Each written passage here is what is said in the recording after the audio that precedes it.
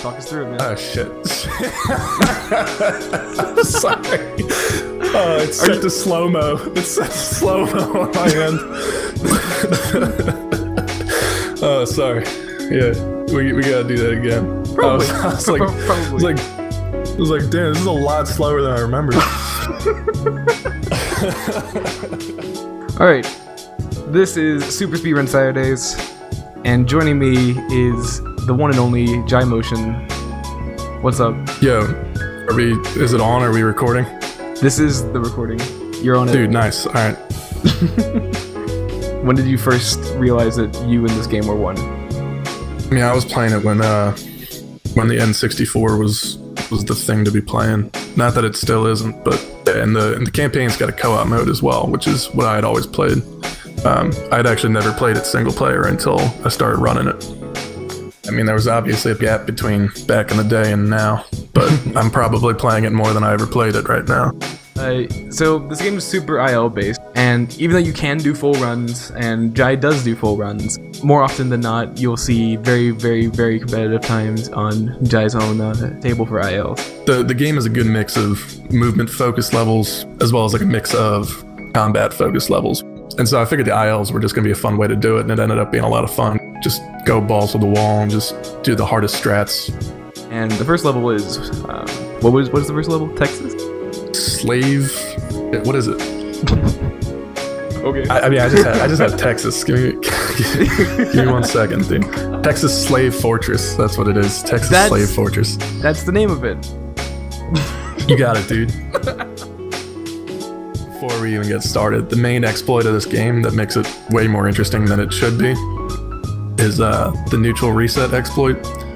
So if you're holding down when you turn on the console thinks down is the neutral position. So if you let go and it's in its normal spot, it thinks it's holding up. In this game, they didn't actually set a max speed. So if you hold down, set the neutral point there, and let go, you go at normal speed. But then if you hold up, you go faster than you're supposed to go.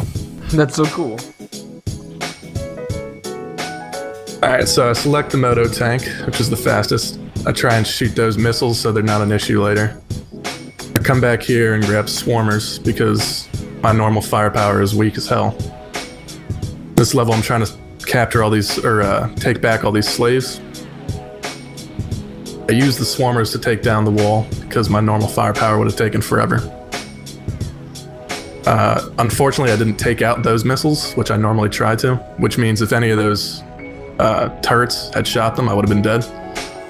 But I lucked out that I was able to get around them. Oh my god, that was super fast. Yeah, right? So, like, there's a lot of nuances in it. But one small thing is in the beginning, I shoot that bar that's blocking my way because I would bump into it otherwise. But I can't shoot too much because then it would blow up the missiles behind it, and I would have to wait. So yeah, use the swarmers to get in there. I actually got there early enough that I could use the swarmers on the train because I'm going to be jumping over the train to get to the last slaves. I got a lot of 35s before I got a 34, mainly because at the end, it's a tight squeeze to get both of those prisoners in one motion rather than getting one and backing up into the other. Yeah, it looks pretty tight. How do you not bust out laughing every time you see like the cardboard cutouts of the slaves? Like, it's literally just like a floating mullet head guy. Yeah, it's just two sprites, it's just two floating heads. I don't know. It's a lot easier than having to actually like get out and interact with people, so I'm all for just running over floating heads as the way to do it. Yeah, just run over the slaves to save them. Yeah.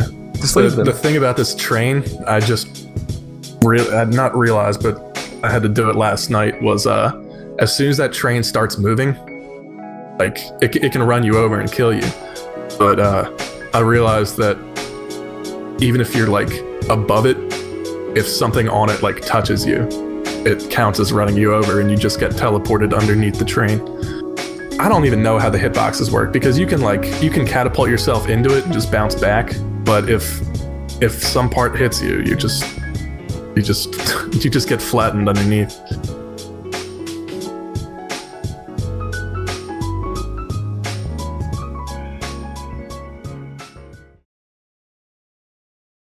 Oh yeah, this is made by 3DO. 3DO? We can shill them because they're bankrupt and out of business. So Good. Doesn't matter. This episode is sponsored by 3DO.